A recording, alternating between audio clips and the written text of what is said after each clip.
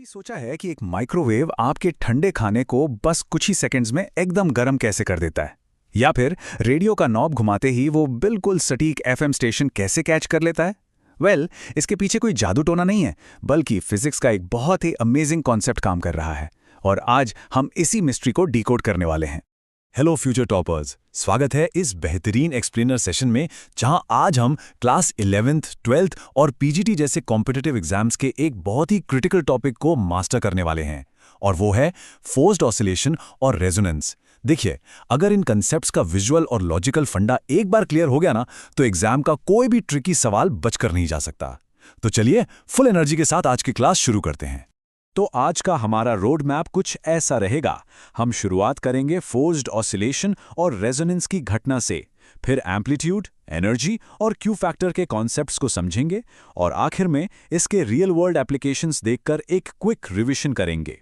चलिए सबसे पहले बात करते हैं सेक्शन 1 की, फोर्स्ड ऑसिलेशन। अब देखिए, सबसे पहले यह समझना जरूरी है कि नेचुरल फ्रीक्वेंसी यानी प्राकृतिक आवृत्ति आखिर होती क्या है। इमेजिन कीजिए, आपने किसी सिस्टम को बस हल्का सा डिस्टर्ब किया और छोड़ दिया। अब वो बिना किसी बाहरी फोर्स के बिल्कुल फ्री होकर वाइब्रेट कर रहा है। बस इसी को उसकी नेचुरल फ्रीक्वेंसी कहते हैं। ये उस सिस्टम की अपनी खुद की यानी उसकी इनहेरेंट प्रॉपर्टी होती है। मतलब जब सिस्टम को कोई बाहर से डिस्टर्ब नहीं करता, तो वो इसी फ्रीक्वेंसी पर आराम से ऑसिलेट करना पसंद करता है। लेकिन इसके ठीक उलट ड्राइविंग फ्रीक्वेंसी क्या होती है? जरा एक झूले के बारे में सोचिए जिससे आप लगातार धक्का दे रहे हैं। ये जो बाहर से आप एक पीरियोडिक फोर्स लगा रहे हैं ना, उसकी फ्रीक्वेंसी को हम ड्राइविंग फ्रीक्वेंसी कहते हैं। बेसिकली ये वो कंटिन्यूअस एक्सटर्नल पुश है जो सिस्टम को उसकी मर्जी के बिना भी एक खास रेट पे वाइब्रेट करवाता ही रहता है। अब इन दोनों के बीच का ये डिफरेंस ना एग्जामिनर्स का बिल्कुल फेवरेट टॉपिक है। ध्यान रखिएगा, नेचुरल फ्रीक्वेंसी एक इंटरनल प्रॉपर्टी है जो फ्री वाइब्रेशन से जुड़ी होती है, जबकि ड्राइविंग फ्रीक्वेंसी एक एक्सटर्नल फोर्स है जो बाहर से लगकर फोर्स्ड वाइब्रेशन पैदा करती है। इस सिंपल से पॉइंट को एकदम दिमाग में बिठा लीजिए, क्योंकि कॉम्पिटिटिव एग्जाम्स में अक्सर यही पर स्टूडेंट्स को सबसे ज्यादा कंफ्यूज किया जाता है। आगे बढ़ते हैं सेक्शन 2 की तरफ, रेजोनेंस की घटना। सच कहूं तो रेजोनेंस ना बिल्कुल एक परफेक्ट टाइमिंग का खेल है। होता क्या है कि जब वो एक्सटर्नल ड्राइविंग फ्रीक्वेंसी सिस्टम की अपनी नेचुरल फ्रीक्वेंसी से एग्जैक्टली मैच कर जाती है, तब असली जादू होता है। हर एक साइकिल के बिल्कुल सटीक मोमेंट पर सिस्टम में एनर्जी पंप होती है, और इसका नतीजा वाइब्रेशन का एम्पलीट्यूड अचानक से अपने मैक्सिमम लेवल तक पहुंच जाता है। बस इसी कमाल की घटना को हम रेजोनेंस कहते हैं। याद है वो शुरू में बताया गया माइक्रोवेव वाला एग्जाम्पल? उसमें पानी के मॉलिक्यूल्स का एकदम से गर्म होना इसी का एक बहुत ही शानदार रियल लाइफ एग्जाम्पल है। चलिए अब आते हैं सेक्शन 3 पर, एम्पलीट्यूड और एनर्जी। इस कॉन्सेप्ट को तो एग्जाम के लिए बिल्कुल रट ही लीजिए। जब भी हम फोर्स्ड ऑसिलेशंस की बात करते हैं, तो एम्पलीट्यूड रेजोनेंस, जिसे हम ओमेगा 1 मान लेते हैं, और वेलोसिटी या एनर्जी रेजोनेंस यानी ओमेगा 2 अक्सर बहुत कंफ्यूजन क्रिएट करते हैं। लेकिन एक बहुत ही क्रूशल पॉइंट नोट करिए, ट्रू रेजोनेंस पर एम्पलीट्यूड और एनर्जी ये दोनों एक साथ अपने मैक्सिमम पर होते हैं। मतलब ओमेगा 1 और ओमेगा 2 दोनों ही नेचुरल फ्रीक्वेंसी के बराबर हो जाते हैं। और सबसे इंपॉर्टेंट बात, वेलोसिटी रेजोनेंस के टाइम पर डिस्प्लेसमेंट और अप्लाइड फोर्स के बीच का फेज डिफरेंस एग्जैक्टली π/2 यानी 90 डिग्री का होता है। इसे कहीं लिख लीजिए, ये एग्जाम्स में डायरेक्ट पूछा जाने वाला सवाल है फॉर श्योर। नेक्स्ट है हमारा सेक्शन 4, क्वालिटी फैक्टर, या जिसे हम शॉर्ट में क्यू फैक्टर भी कहते हैं। देखिए, क्यू फैक्टर बेसिकली एक रेशियो यानी अनुपात है। यह बताता है कि एक साइकिल में कितनी एनर्जी स्टोर की गई है और कितनी एनर्जी खर्च यानी डिसिपेट हुई है। अब मान लीजिए क्यू की वैल्यू काफी हाई है, तो इसका सीधा सा मतलब यह हुआ कि सिस्टम में डैम्पिंग यानी रुकावट बहुत कम है। और इस क्यू फैक्टर का सबसे बड़ा असर हमें कहां देखने को मिलता है? यह डिसाइड करता है हमारे रेजोनेंस कर्व की शार्पनेस।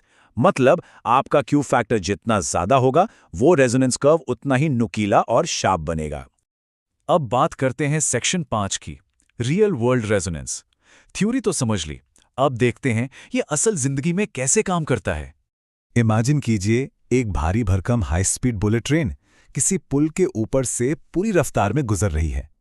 अब इसके पहियों का जो लगातार एक्सल लोड पुल पर पड़ता है ना, वो बिल्कुल एक पीरियोडिक फोर्स की तरह काम करता है। ये जो बार बार लगने वाला मूविंग लोड है, ये उस पुल के स्ट्रक्चर के लिए एक बहुत ही पावरफुल एक्सटर्नल ड्राइविंग फ्रीक्वेंसी बन जाता है। और यहीं से शुरू होता है असली खतरा। सोचिए क्या होगा अगर उस ट्रेन की ड्राइविंग फ्रीक्वेंसी उस पुल की नेचुरल फ्रीक्वेंसी से मैच कर जाए?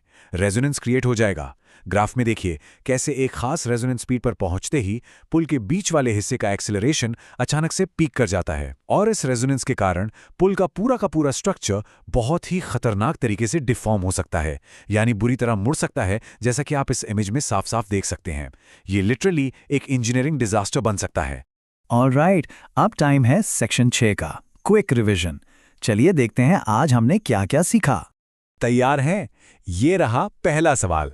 जब वो बाहर वाली एक्सटर्नल ड्राइविंग फ्रीक्वेंसी सिस्टम की अपनी नेचुरल फ्रीक्वेंसी के बिल्कुल बराबर हो जाती है, तो उस फिनोमेनॉन को हम क्या कहते हैं? बिल्कुल सही सोचा, रेजोनेंस। और ऐसे में वाइब्रेशन का एम्पलीट्यूड क्या होता है? एकदम मैक्सिमम लेवल पर पहुंच जाता है। चलिए अगला सवाल, इस पूरी रेजोनेंस की प्रक्रिया में डैम्पिंग का क्या रोल होता है? सिंपल है, ये एक्स्ट्रा एनर्जी को डिसिपेट करता है। और भाई, अगर ये डैम्पिंग न हो तब क्या होगा? तब रेजोनेंस की वजह से वाइब्रेशंस इतने बढ़ जाएंगे कि वो डेंजरस लेवल तक पहुंच सकते हैं। तो बेसिकली डैम्पिंग ही इस पूरे इफेक्ट को कंट्रोल में रखता है। और अब आखिरी लेकिन एग्जाम के पॉइंट ऑफ व्यू से सबसे ज्यादा इंपॉर्टेंट सवाल, वेलोसिटी रेजोनेंस पर डिस्प्लेसमेंट और एक्सटर्नल फोर्स के बीच का एग्जैक्ट फेज डिफरेंस कितना होता है? यस, एब्सोल्युटली राइट, π/2 यानी 90 डिग्री। और हमेशा याद रखिएगा, इसी पॉइंट पर मैक्सिमम पावर एब्जॉर्ब होती है। बहुत ही शानदार। आज आपने फोर्स्ड ऑसिलेशन और रेजोनेंस के इन सारे ट्रिकी कंसेप्ट्स को बहुत ही अच्छे से डीकोड कर लिया है। एक बात हमेशा याद रखिएगा, जिस तरह से रेजोनेंस के लिए दोनों फ्रीक्वेंसीज का मैच होना बहुत जरूरी है, ठीक उसी तरह कोई भी एग्जाम क्रैक करने के लिए आपकी मेहनत और आपके गोल्स का परफेक्ट अलाइनमेंट होना भी उतना ही जरूरी है। बस अपने फोकस की फ्रीक्वेंसी को मास्टर कर लीजिए, मैं गारंटी देता हूं कि आपकी सक्सेस खुद ब खुद रेजोनेट करेगी। अगर इस एक्सप्लेनर सेशन से आपके कंसेप्ट्स सच में क्लियर हुए हैं तो इसे लाइक करें, इसे शेयर करें, और ऐसे ही अमेजिंग विजुअल लर्निंग के लिए फिजिक्स पाठशाला को सब्सक्राइब करना बिल्कुल ना भूलें। तो मिलते हैं आपसे अगले सेशन में एक नई कॉन्सेप्ट के साथ।